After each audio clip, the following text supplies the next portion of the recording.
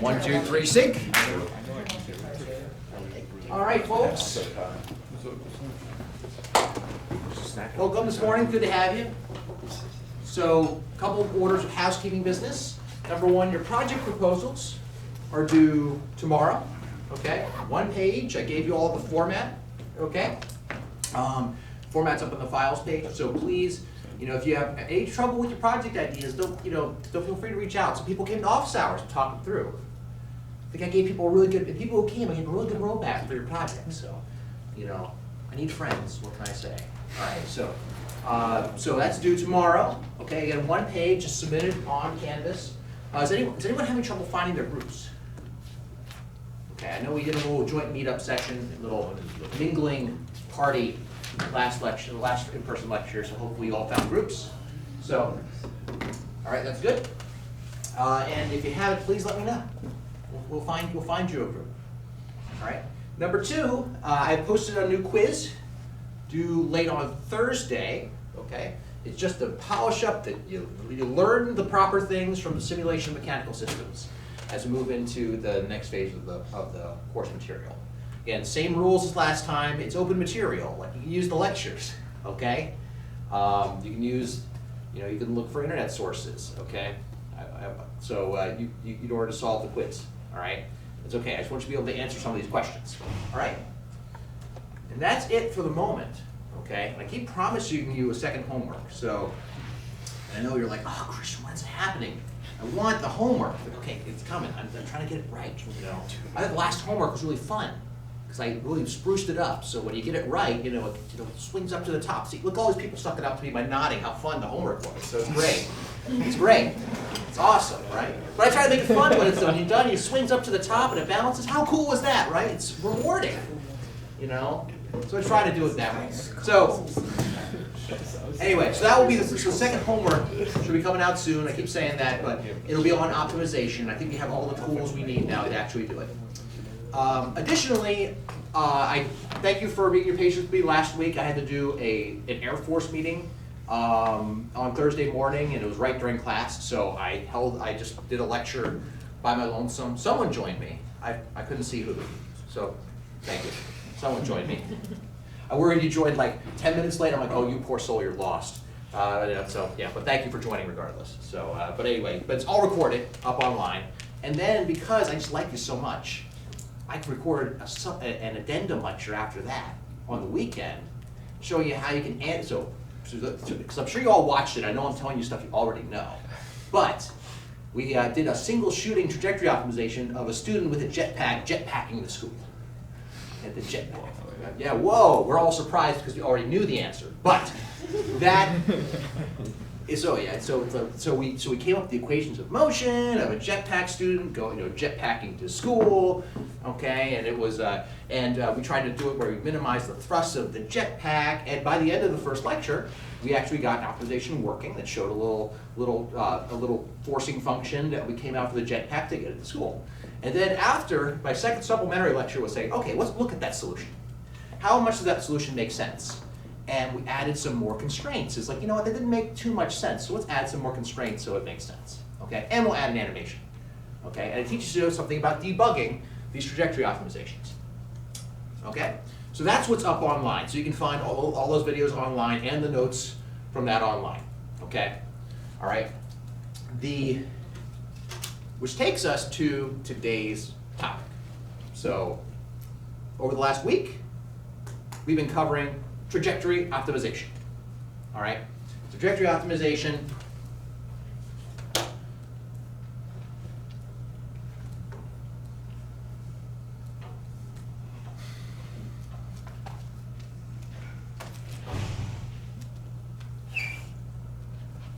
Trajectory optimization. Can't see what you're writing. That's sad. Let's fix it.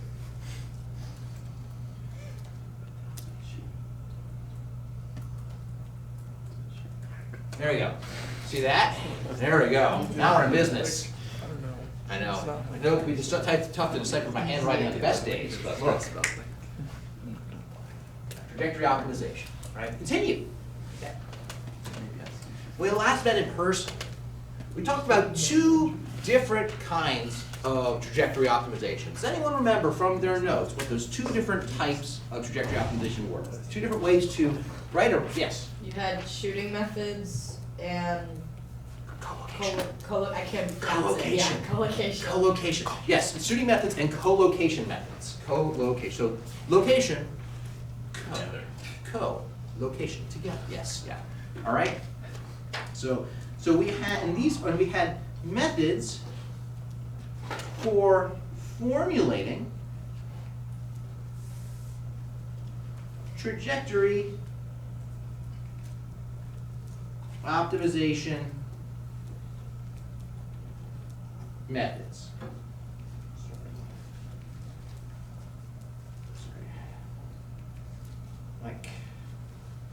Okay.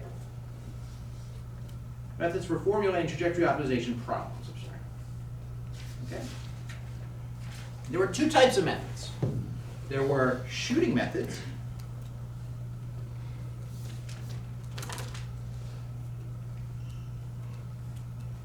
and collocation methods. C-O-L-L-C.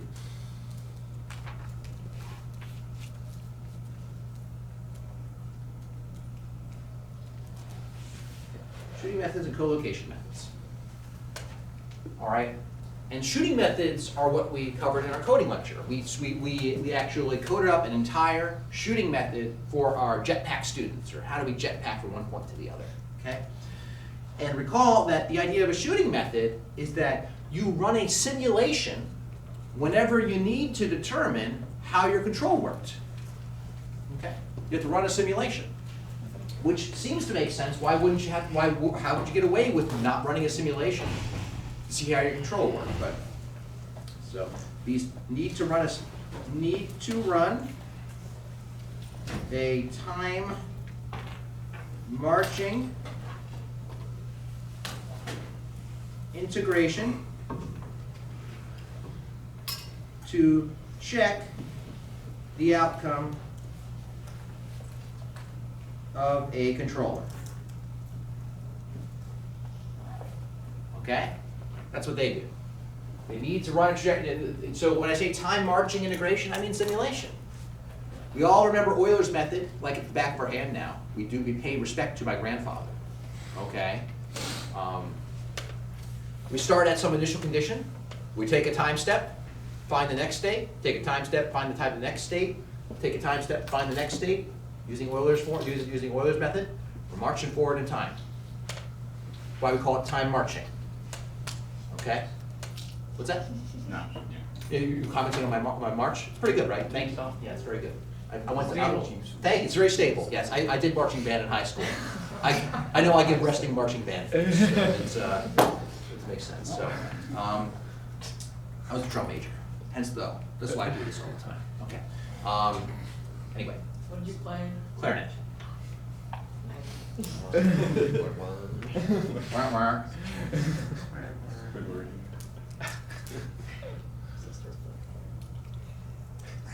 Squidward has single-handedly taken back the coolness of clarinets about 2 decades.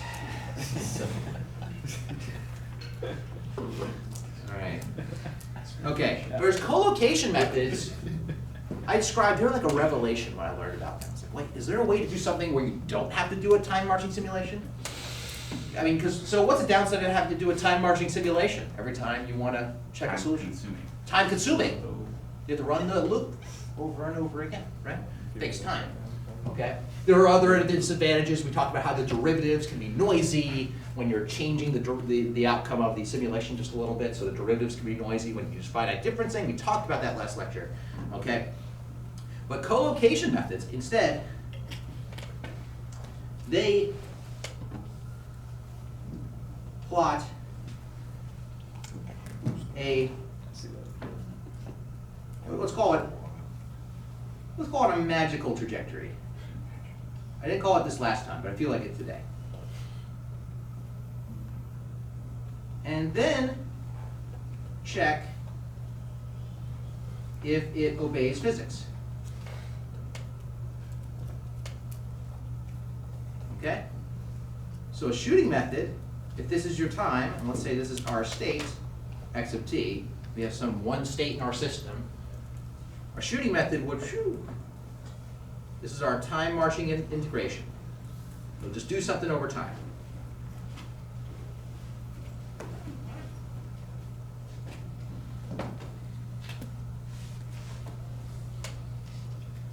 Okay? Whereas a collocation method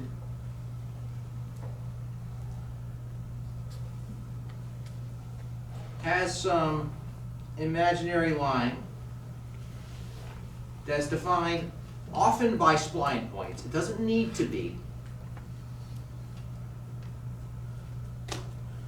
We know our spline points from the various things we've done for homework, right? We've defined basically as a line divided by segments.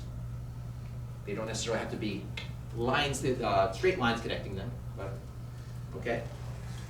But we instead look at the center of each segment and check the tangent line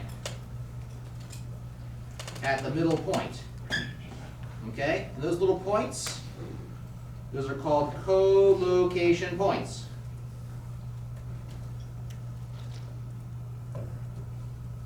Okay? Okay?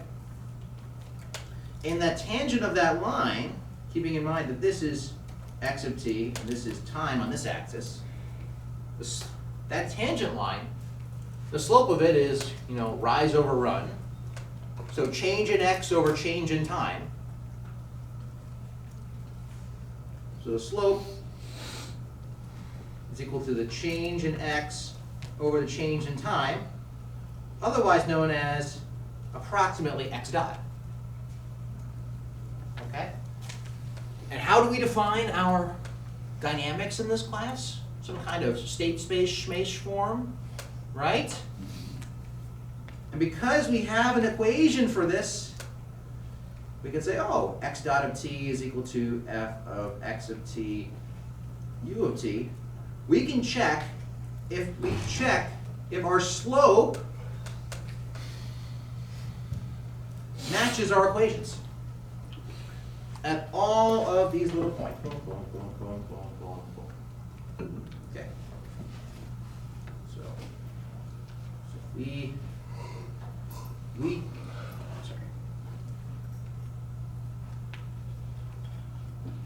check if the slope at each collocation point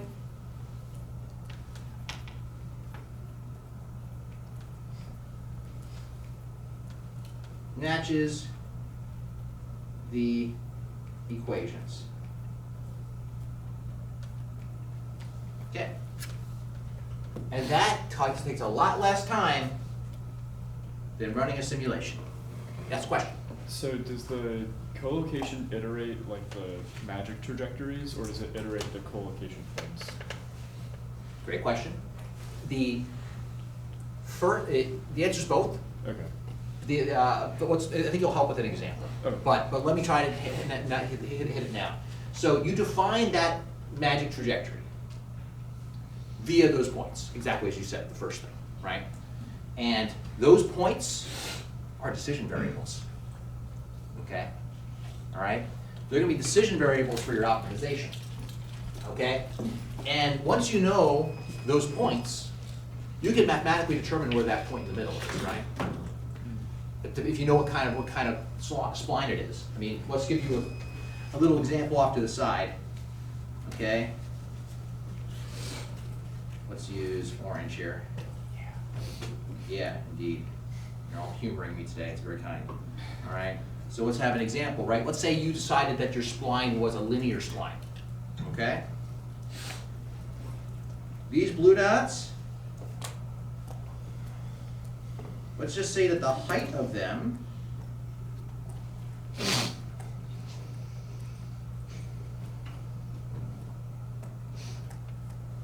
are your decision variables, okay?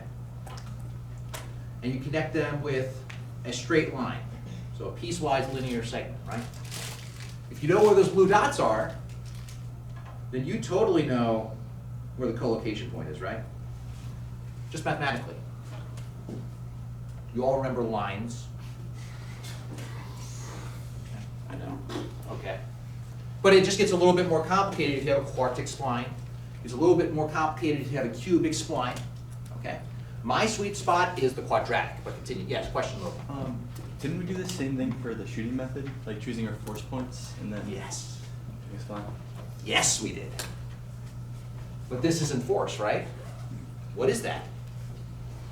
So for the people in here, Logan pointed out that we did this exact same formulation for the force points, which were our control inputs, right? What's X? Oh, our position. It's our state, more generally. It's our state, okay? Which brings me to my next point. I'll pay you later, Logan. Thank you for the transition, okay? That in a, we'll call it a single shooting method,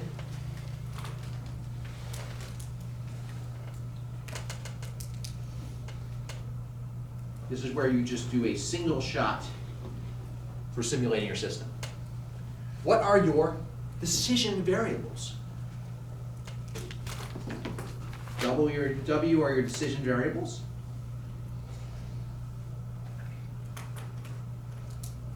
Okay? Your decision variables, like in our single shooting example, were a bunch of different force points, right? On a spline. Okay? So in our example, it was a control input. What's the letter for control input? U. Thank you. Someone took the quiz. Good. U. Hint for the quiz. So it would be U1, U2, where the number is referring to the index of the spline point, which number spline point you're on, right? All the way up to UN, and you would repeat that for any other control inputs you have. You can have multiple control inputs. You can have 2 forces on your jetpack, student, right? Okay. So you might say, so for a single shooting method, so it requires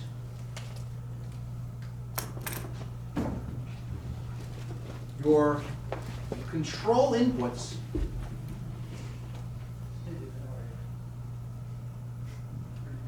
to be in your decision vector.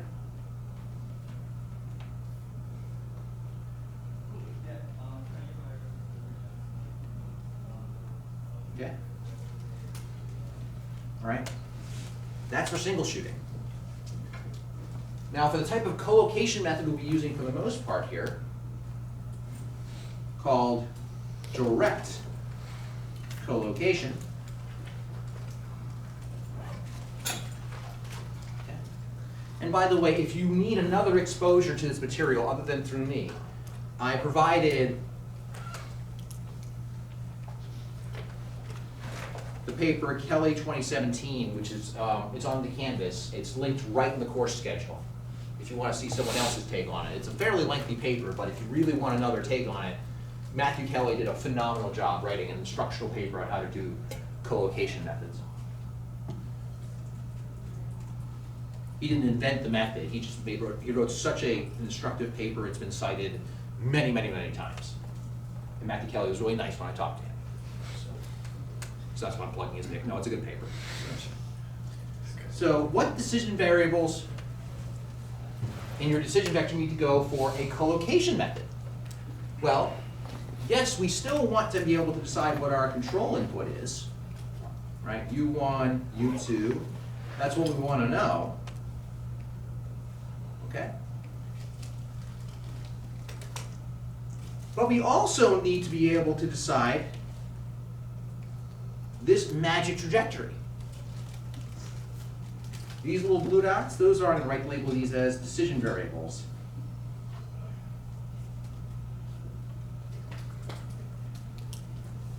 Or DVs, decision variables, right? That means that you need x1, x2, all the way up to xn, and continue that for all of your different states. So you have, so we label these. This is the not point. Okay? So meaning it goes up to n not points in your spline. Okay. So what do I mean by this? In both of these methods here, you have control inputs. But for collocation methods, you also need to include states. So it requires control inputs and states to be in your decision vector.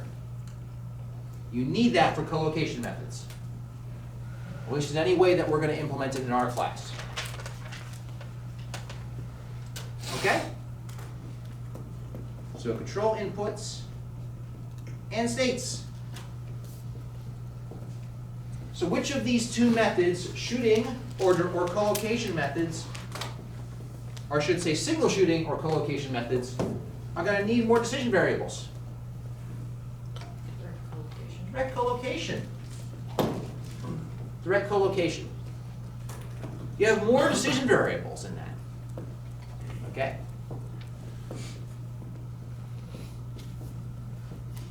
It's a price that we pay to make the constraints easier and to make our optimization faster. Okay? It typically ends up being faster anyway, even though there are more decision variables. Yes, Sam? To what extent does it make it faster? I assume a combination of both would be the fastest. Depends how long it takes to simulate. Okay? How much time do you save by not simulating? Okay?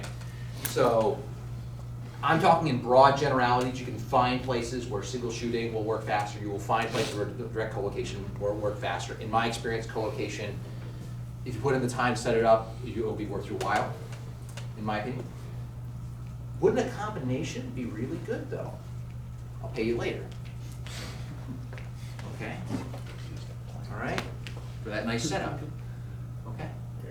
Because what's one of the weaknesses of direct collocation? Anyone remember? Anybody? The guesses are like entirely wrong. You have to just go back through zero. That's kind of true. You're talking about the initial guesses. I would say, if anything, direct collocation is better about initial guesses. I think you'll find. If in my lecture that I recorded, you'll find that I had, for my single shooting method, I had to play around a little bit with my initial guess for what the force trajectory would be in order to get it to work. Okay? Direct collocation is pretty good about initial guesses. But remember that this trajectory here, it's magic, right? It's a guess, like that. So I guess you might call it a guess, but it is approximating the trajectory with splines. Is your trajectory actually splines? Probably not, right? But can you get it close enough, right? So it's approximate, right? So if you have an application where getting the dynamics just right is really important, you might need to use a shooting method. But the downside of the shooting method is that they don't converge as well. You know, they run into issues. You know, you'll see in my lecture how it can sometimes just not work, right? So how can you get the reliability of direct collocation, but also the accuracy of doing an actual simulation? Well, you can combine these.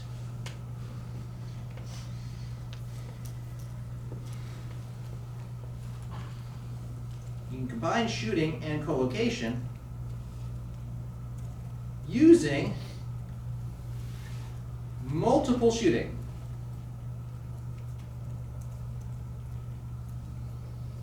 Okay? I wouldn't say that multiple shooting is always faster, but it can be very reliable and precise.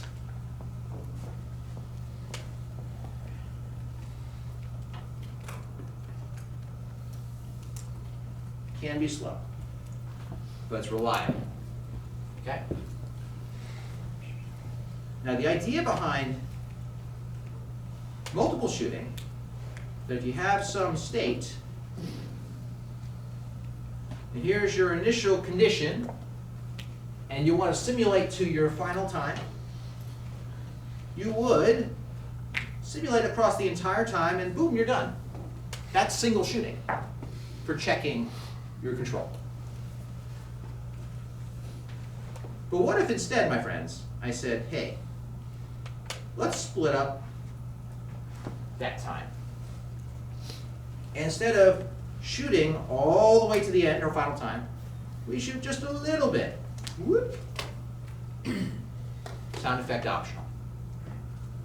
Shoot just a little bit. Okay.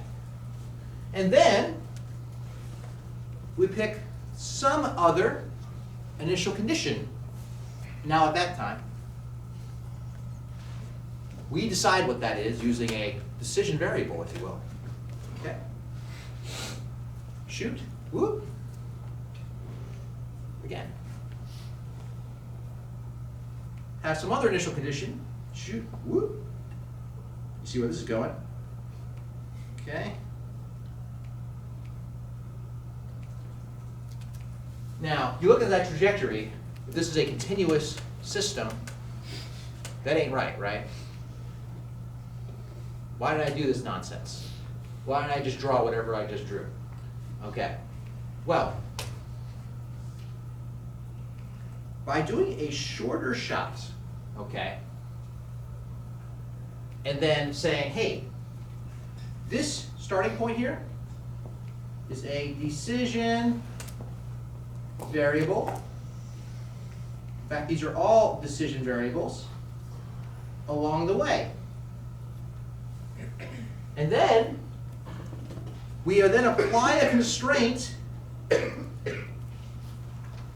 saying that that distance there has to be 0. They have to connect it up. They have to obey physics using this constraint. So this is call it a continuity constraint. Continuity constraint. And you do that for all of these little gaps here. Okay? So in this formulation, here's our decision vector W. It's going to have all of our control inputs U1 through UN. And all of these things here, those are decision variables again, right? So where do they go? They go in the decision vector. Right? So like collocation, you have inputs and what, friends, in our decision vector? States. Inputs and states. And we are actually simulating our system using a time marching method. Okay? Might take a little longer, but we can get it to be pretty dang accurate, right? It's combined both of these methods in a weird way. But why would anyone do this? Well, one of the reasons, one of the reasons that direct collocation, these collocation methods work well, is you get to draw that magic trajectory, right? I want to get there. Okay, well here's my magic trajectory to get there. All right, it doesn't quite obey physics, sure, details, right? But then the optimization will massage the trajectory to make it obey physics to get there. And this is super helpful, especially for unstable systems. And the example I gave last time was like, you know, if you had your pendulum on a cart, right, and you wanted to be upright over here and get over there, which you did for your homework, by the way, right? Right. There are a lot of things that you could do that could get this to go flop down and never come back up, right? It's unstable. So in a single shooting world, once you simulate it all the way to the end of your trajectory, it's stuck down there, nowhere close to what you need. Whereas in a multiple shooting world, it can create a magic trajectory that just marches it over there and then massages the physics to get it to work. Okay? Who's in tight? So multiple shooting has some of the benefits of direct collocation with the precision of a time marching integration. Okay? Where each of these are these are time marching integrations. Marching integrations. Okay?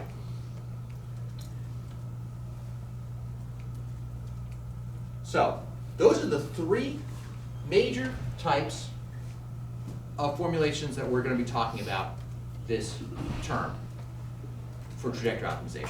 They are single shooting.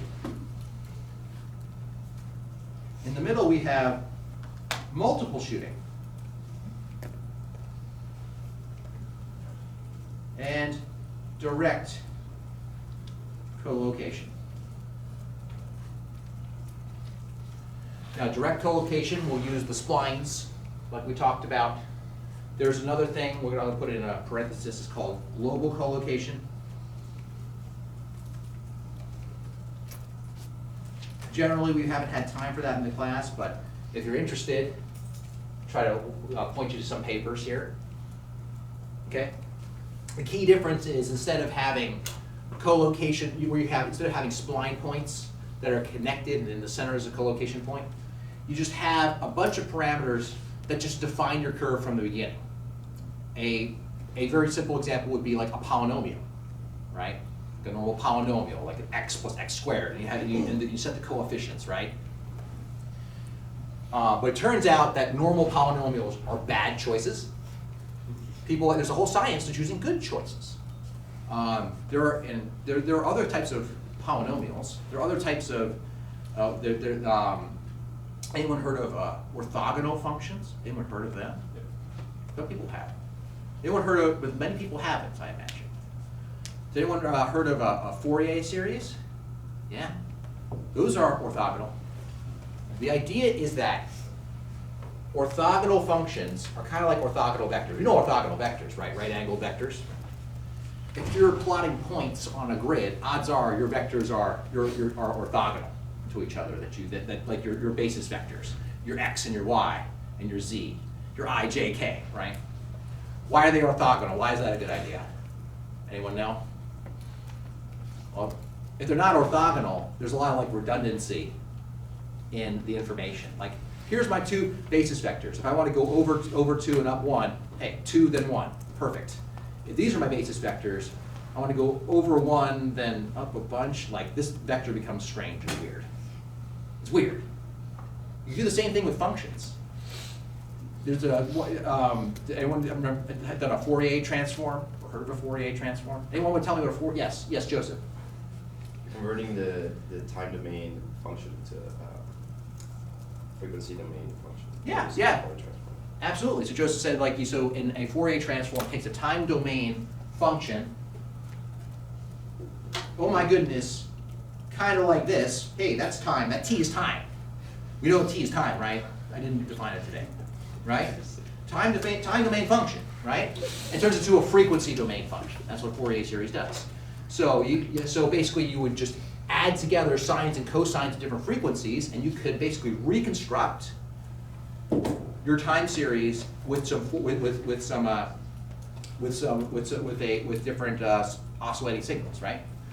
And you can do that so well because, in a way, every function that you add together is orthogonal to the last. It's very different from the last. So there are classes of orthogonal polynomials. Okay, there's like there's Legendre polynomials, for instance. So the idea is that you could define a polynomial as your magic trajectory, and if you set the polynomial correctly, it'd be an orthogonal polynomial. It can actually be a very, very, very fast. You're my speed machine, it seems. Okay, right? Yeah. So very fast way of solving trajectory optimization problems. Okay. All right. Actually, someone who's really into global collocation methods is actually Anil Rao down in University of Florida. He wrote his own global collocation package. Okay. So, and his lectures are online as well. Correct. Yes. What's a set of orthogonal functions people would usually use for this type of thing? Legendre polynomials is a big one. Okay. That's the one I think I typically see. Yeah. But we unfortunately don't have time for Legendre today. Okay, so these are going to be our three main methods of formulating trajectory optimizations. You might say, hey, Christian, I thought you said there were two. Well, these are both types of shooting. These are types of collocation. You might have guessed that by the name. Okay. All right. So, I want to give you the big picture as to how all these things work. We definitely already did a single shooting method. Let's talk about a collocate. Let's do a direct collocation example.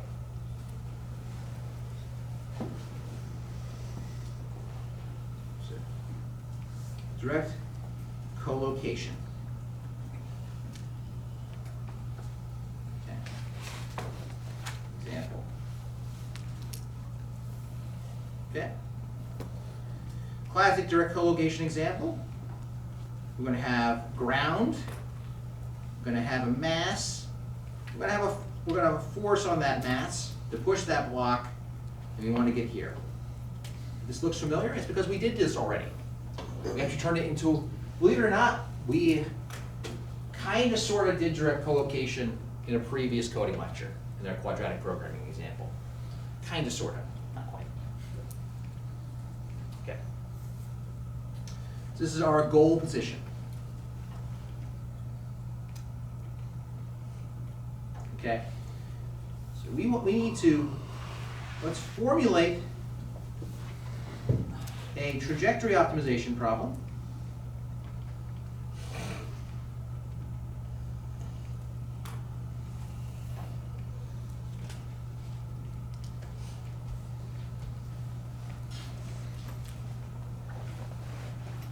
To move the block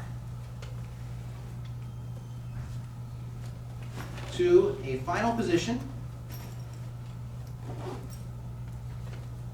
in minimum time.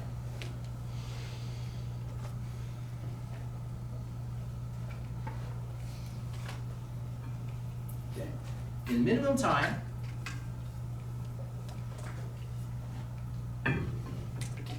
where f of t is bounded by some f min and some f max.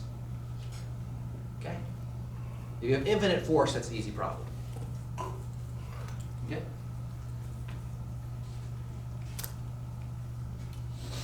Okay. We define our position as s of t because we have far too many x's. We're going to have some s final that we want to achieve. And I'll spare you the 10 seconds of thought to give you the equations of motion, assuming there's no friction. Okay. Right? So, we're going to formulate a trajectory optimization problem to move the block to the final position in minimum time where we're bounded by that force. And we're going to use direct collocation.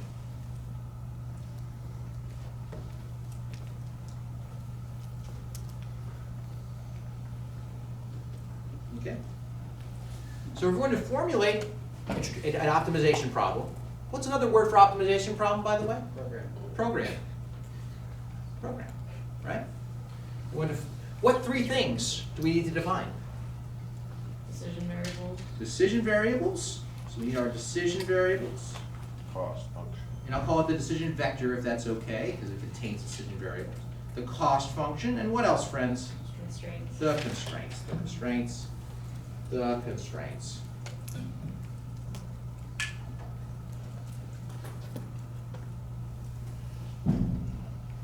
Okay, we need to define These three things.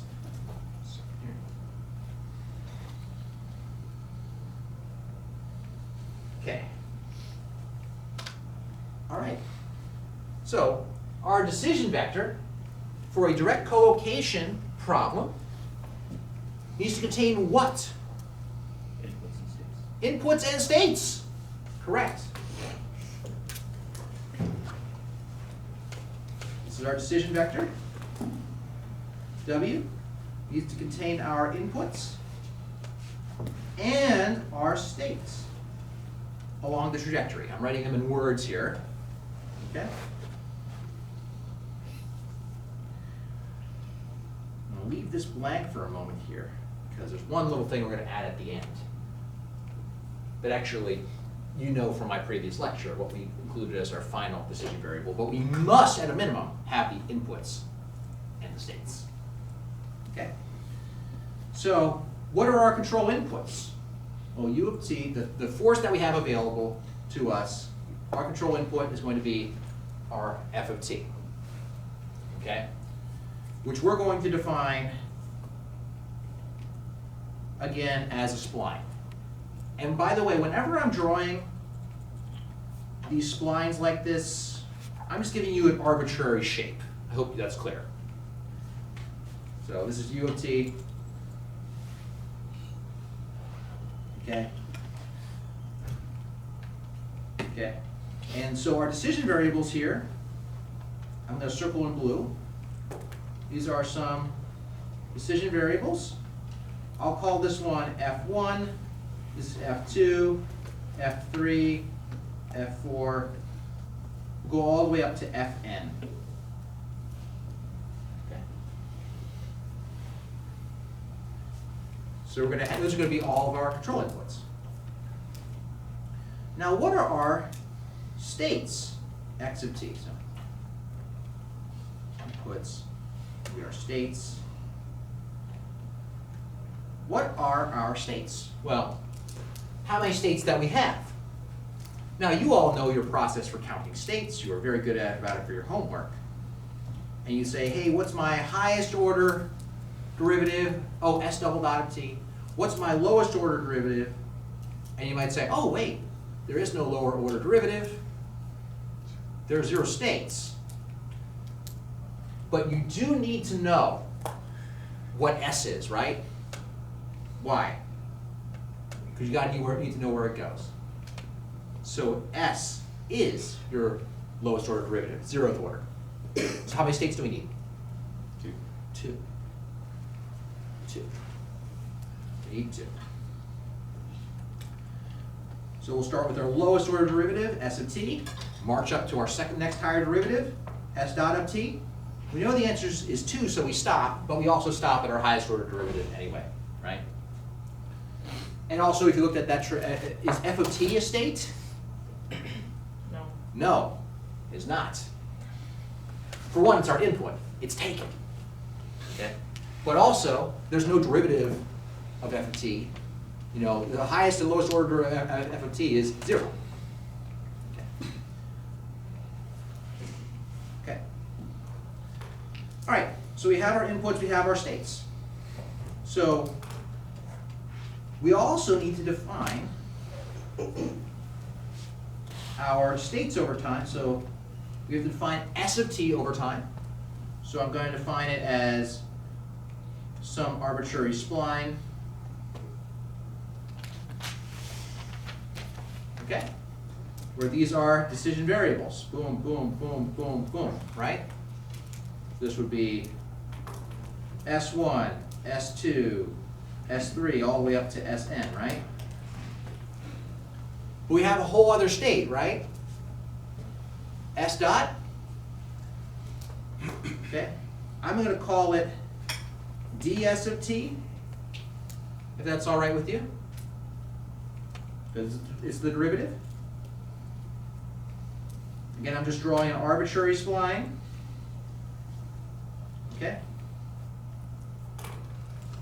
So this would be ds1, ds2, ds3. Some of this might look familiar from our quadratic programming lecture last week. Last week? Week and a half ago. time is a flat circle. Okay.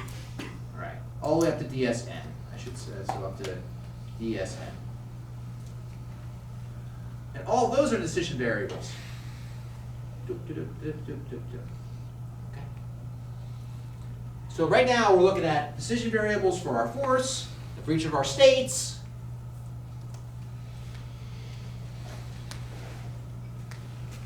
And one thing to keep in mind that we have not defined is how long each of those splines are.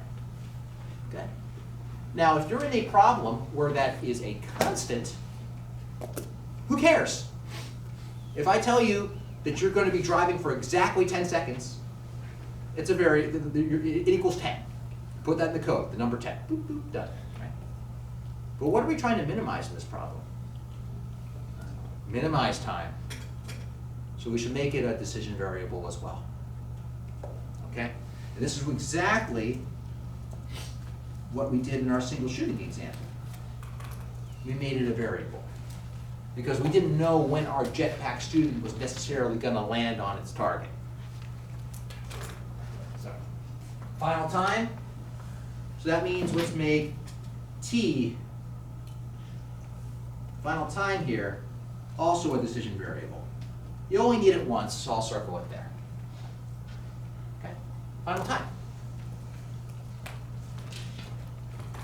So that means our decision vector is going to have F1 through Fn. I'm going to put this up. I'm going to move this, friends, just because I'll let me cut off on my page. I hope everyone knows that the notes are all posted online, so you can admire my handwriting. Okay? So F1 through Fn.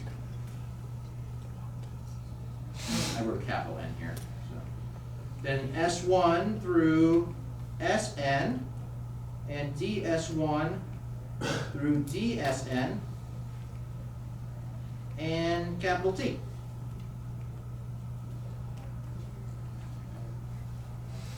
That's our decision vector. Lots of variables in that, eh? C. Yes. Going to get more letters out there for us to follow. Okay, so we've got our decision vector. Questions about our decision vector. Hey, look at that, inputs and states. Plus time. You can add other things if you want as well, but you need your decision variables, you need your inputs, and you need your states. We added time because we needed it.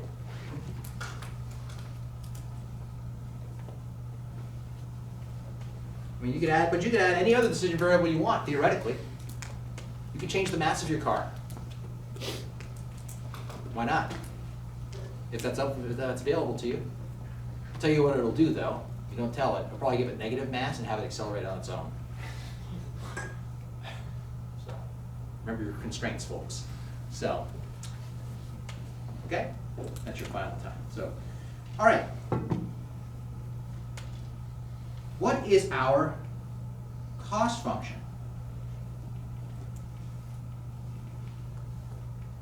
So it's going to be f of w. What are we trying to minimize? Time. What's our cost function? Negative time. You're so close. Cost function minimizes something. We want to minimize time. So just time. Just. Easiest cost, well, second easiest cost function. Easiest cost function is 0. Here's a trick for debugging. When you are running your optimization and it says, it didn't work, optimization, local minimum not found, infeasible. One cool trick, make your cost function 0. Because then your optimization says, oh, everything I do is the same for my cost function. I'm only going to care about my constraints. And it's only going to try to solve the constraints. And if it can't solve that, that tells you maybe your problem's impossible as you've given it. It's a good trick. Good debugging trick for optimizations. Okay. Now we get to the fun part. The constraints. Okay? We want our system to start at, s equals 0. So let's say we have our initial conditions.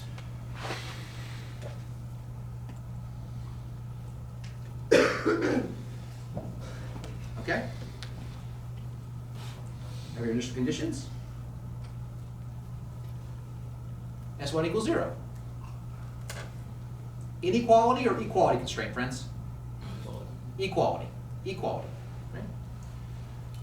Now, if that was my only initial condition, what would the optimization do with s dot at time 0? What would it do? Make it big. Make it big. It would give it, if you didn't tell it that it's starting at rest, and the optimization says I got to go that way real fast, what do you think it's going to try to do? It's going to say, well, your starting velocity is infinity. Or something, right? That's one way to solve it, right? So you got to tell it. No, my friends. ds1 equals 0 as well, if you want it to start at rest.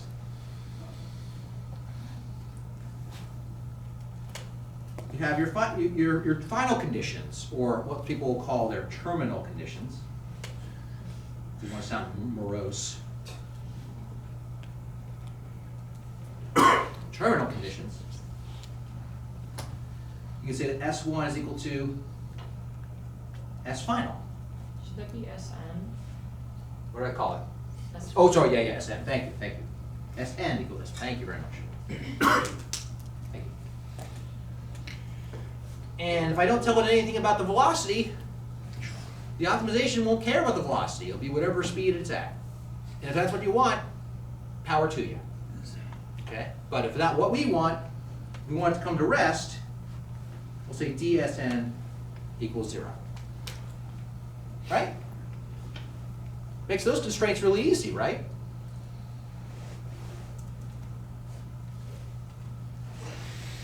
Let's do some, before we forget, let's do some quick bounds. Good idea to tell it that time must be greater than or equal to 0. Good idea. Just good practice, yes? Would we want the acceleration to be 0 at the end as well? It's a common thing people think of. Not necessarily. I mean, at the very end, you say our acceleration is equal to 0. That would mean that our force must be equal to 0 at the end. Okay? Generally speaking, if it's not a state, so that would basically say you have to have your foot off the brake or the gas at the very last second. When I'm at a stoplight, I'm still on the brake. I mean, that's a little bit of a weird analogy, but my point being is that it's okay if there's a big negative force at the very last second. That's just what caused it to finish coasting to a stop. Okay. Okay, good questions. Now, if you did care about acceleration at the last minute, you could absolutely put that in. If you cared about jerk, you want on a very jerky trajectory, you can start adding more derivatives, adding more states, and have jerk in there. Yes, Logan? Well, our velocity is 0 at the end. Doesn't that mean that acceleration would be 0 or no? Here's me with a velocity. Watch my velocity, okay? I'm going to go forward. I was at 0 velocity for a second there, right? Yeah. Was I accelerating? Yeah. Yes. Thanks for helping me get exercise. Okay. All right. Those are the easy ones. Now we have our physics constraints. And these are often called defect constraints.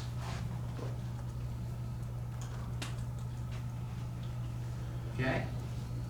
Because everything's all well and good right now, but if we didn't have these, there's nothing stopping our magic trajectory from just saying, oh, I'm at the end, I'm done. It cost me nothing. I just teleported. Nothing stopping it, right? Okay? And this is where we have to talk about how we are integrating our dynamics. Okay? Well, in a way. Let's look at our physics constraints. So let's assume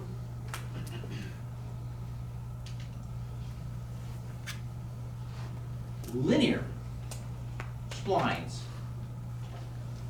between states. Okay?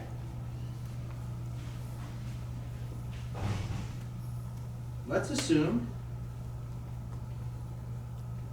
that we have S of t here, and these are linear splines.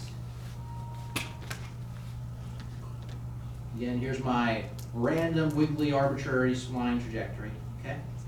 All the way out to Sn, S1, S2, connecting them with lines, straight lines, okay?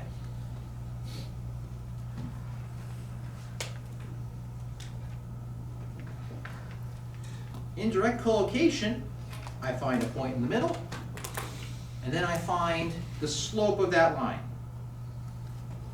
which just so happens to be the slope of the entire line, right? Because it's the line. I just said so. It's a line.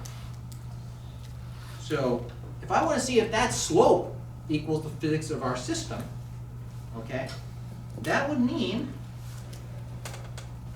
that my slope is equal to Sn.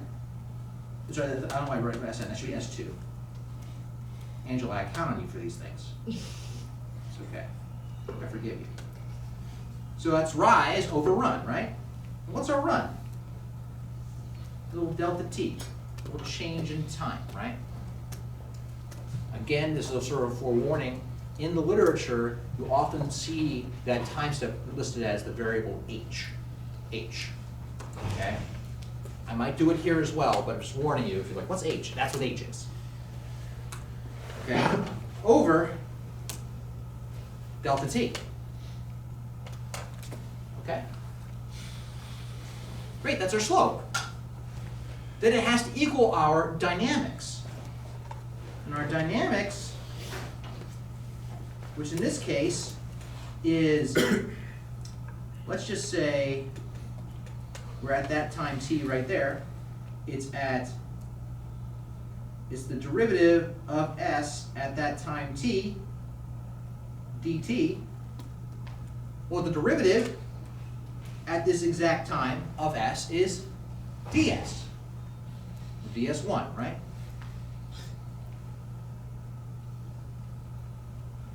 ds1. Okay.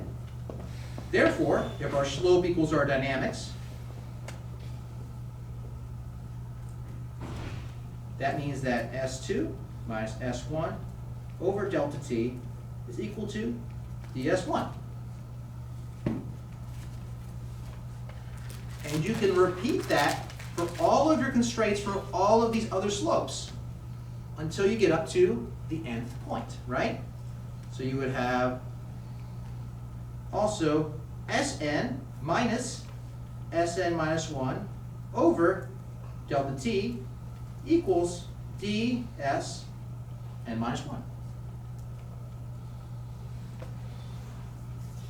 Any questions about that? Seriously, I'll stop down and I'll answer questions about this. Yes? So you have n minus 1 collocation points. I have n, collocation points, yes, correct. Okay. Yeah, which makes sense. If you have n points, how many points are in between them? N minus 1. I'm going to say the fence post thing again. If you have n fence posts, how many connecting segments do you have? N minus 1. So when I say, oh, it's a fence post thing, that's what I'm talking about. Right, yes? Are these like spline graphs something that like we just like decide on a whim we want, or is that something that like there's, I don't want to say there's like thought going behind it because I feel like there should be, but like how do you just like choose one of these? I mean, this is just a good one. I mean, it works. It defines your trajectory. It defines something over time, Mm-hmm. you know, in a way where you can control how it's shaped over time. So splines are great. Okay. But there's nothing stopping you from doing something different, Okay. okay? I mean, this is engineering. You know, we can make a lot of choices. This is a really good choice. There's math underlying it. Like once you define, this is how my problem's set up. Okay, these are my constraints. This is how it's going to solve. That's all math. Mm-hmm. Okay? All right. Yes? And the slope equals the dynamics to make sure it obeys physics, is that Yes, correct? that's exactly why. That's that's the key insight of collocation. That slope obeys physics. Okay. Hey, those are our defect constraints.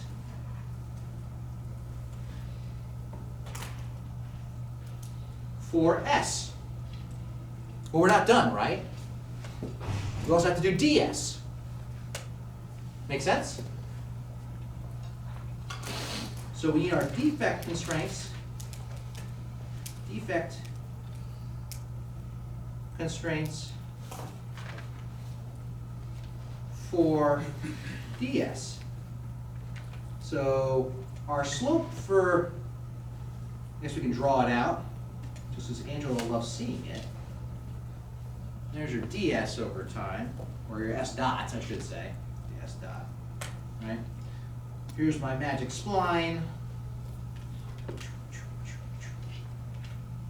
DS1, DS2, all the way out through DSN, capital N.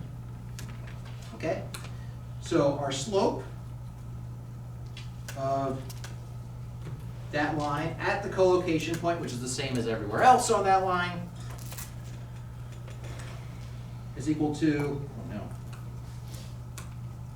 my color coordination.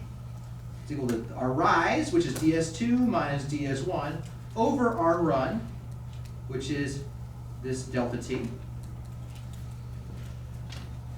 Okay. And that's going to be equal to our physics, right? Or our dynamics. Okay? Which is, of course, equal to d s dot of t dt, otherwise known as s double dot. Okay? And s double dot is equal to f of t over m. So if we are looking at this very first spline point here, okay, we're going to say that the force at that time is going to be F1, right? So that means this is going to be equal to F1 over M for collocation point, that's unclear, collocation point 1, okay? So ds2 minus ds1 over delta t is equal to F1 over M. Inequality constraint for that first collocation point, right? We're all good? And we can continue that pattern for all of the rest of the splines, all the rest of them. So up to dsn over dsn minus 1 all over delta t is equal to fn minus 1 over m. There we go. Okay. Slope equals dynamics. And for a linear spline, that's super easy. And that's all she wrote, folks. Those are all our constraints. We have our decision, we've defined our decision vector. We have our cost function, which is the very last element of that decision vector. Super easy. Okay? Then we have our constraints. I think the only thing I'd point out is people might be wondering what delta t is, but you all took algebra and would know that if that's t, then that means that delta t is going to be equal to t over n, but there's only n minus 1 fence connections, right? Right, Sam? That's right. Over n minus 1. You're all good. That's all the constraints. You give your optimizer your cost, you give your optimizer your constraints. You give it some initial guess, and I'll tell you, for direct collocation, that's this simple. Your initial guess could probably be all zeros. Maybe you want to make time an initial guess of 1, so it doesn't think that time doesn't exist. But it's very robust, much more so than single shooting to those initial guesses. Any questions about that so far? That's not rocket science math, right? Okay, I mean technically rocket people use this, but I guess technically is rocket science. But it's very doable math, right? Not crazy. Now, who decided to use the linear splines? Well, technically me, but also you all as well, the collective we. We just decided. And as a result, we got this math because we decided that's what the spline was, right? Well, let's take a closer look at some of this math right here. I'm just going to take this one right here. I'm going to take that equation, I'm going to write it down below. Okay? So here was our example defect constraint.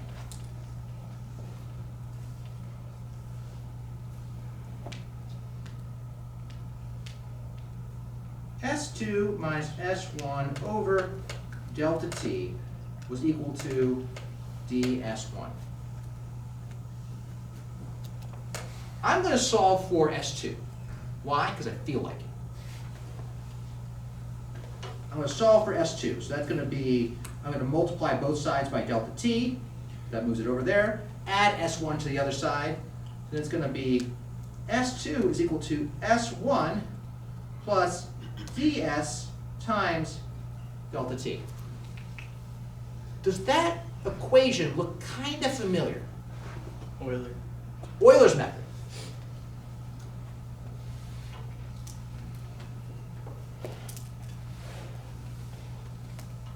Euler's method. We did it by accident. It's everywhere. Just by the mere fact that we chose that spline as linear, a choice that we made that Angela frets over every night, the choices we make. Okay? Made this Euler's method. So guess what? When we choose other types of splines, we also choose different methods of integration, different approximations of how to solve a differential equation. That's what Euler's method does, right? Okay? In fact, in direct collocation, in these collocation schemes, we have access to an entire new class of methods that are fancier than Euler, even if just a little bit. For instance, this, sorry, I apologize, and I did not, this should be S1, ds1, right? Angela, I'm sorry, I'm putting too much on you. I apologize. Putting too much on you. You gave me my hint for the day. ds1, right? The idea is that your next time step, so you're at time t, this is t plus delta t, is you start here at some state x, you want to move to the next one, you just got to know the slope right there at the current time, right? We call that forward Euler. Sometimes we call it explicit Euler.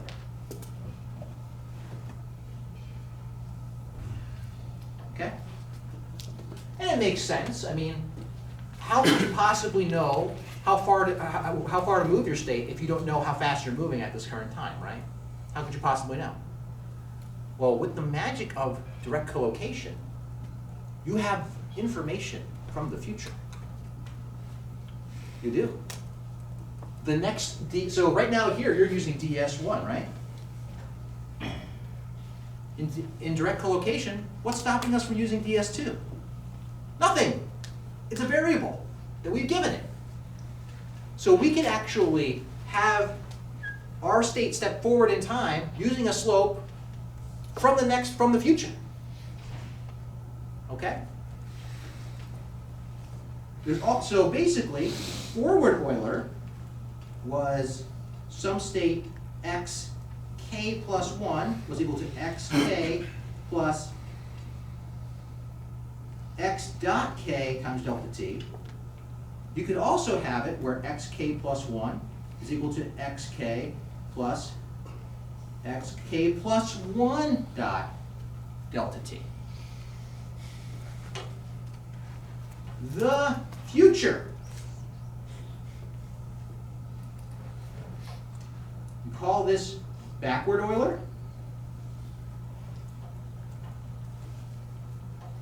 or implicit Euler.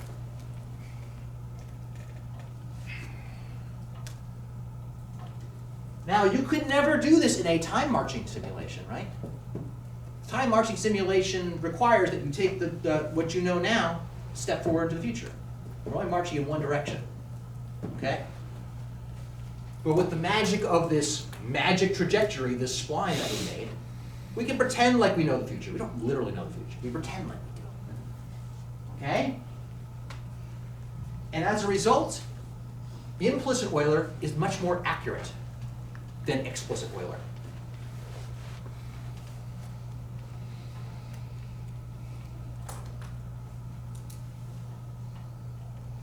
Okay? That's just the beginning. What if I made it not a line spline, but a quadratic spline? Then you're using the slope from both of those points together, using the future and the past, collaborating together like a Terminator film or something, right? That's actually called a trapezoidal or a Crank-Nicholson integration. It's even better, okay? You can do a cubic spline. That's a Hermite-Simpson type integration. What do you think that's, why would we use that? What would be the benefit of a cubic spline? What do you think is better? The accuracy. It's more accurate, okay? Okay, we're out of time today, but I just want to show you how this all kind of connects up and back to the stuff we've been talking about before. Hey, this is our representation of state over time. You know what pops out? Euler's method. So when we're making all of these decisions, all these Engelian decisions, okay, they imply an underlying mathematical structure that makes a lot of sense. All right, we will be virtual on Thursday.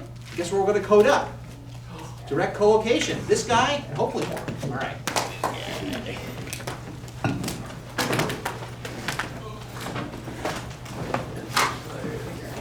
Think if I invent something, would it be like Lyceum or be like Slicer? So Professor,